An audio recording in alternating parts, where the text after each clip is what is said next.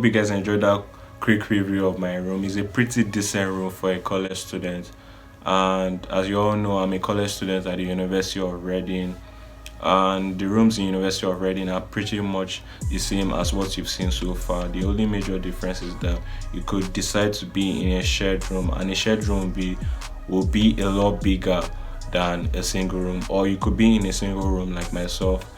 But single rooms has its downsides, but I will not mention too much about it. So here are some of the advice I'll recommend students attending University of Reading. So first of all, you have to know that University of Reading has two types of accommodations: one self-catered and two catered accommodation.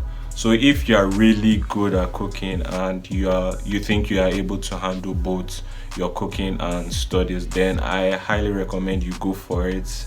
What's the worst that could happen? There we go, Julia. That's for Julia. Yikes!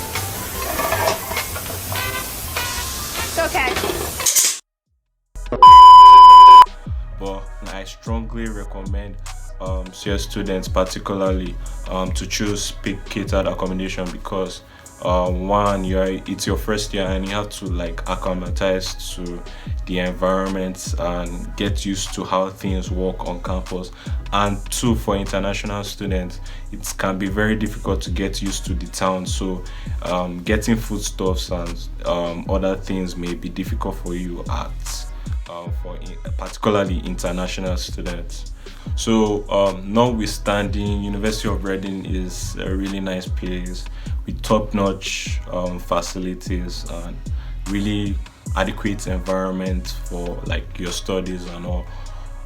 Alright guys, thanks for watching. If you guys enjoyed that video, hit that like button, subscribe to my channel to get more fire content like this. Thanks for watching guys.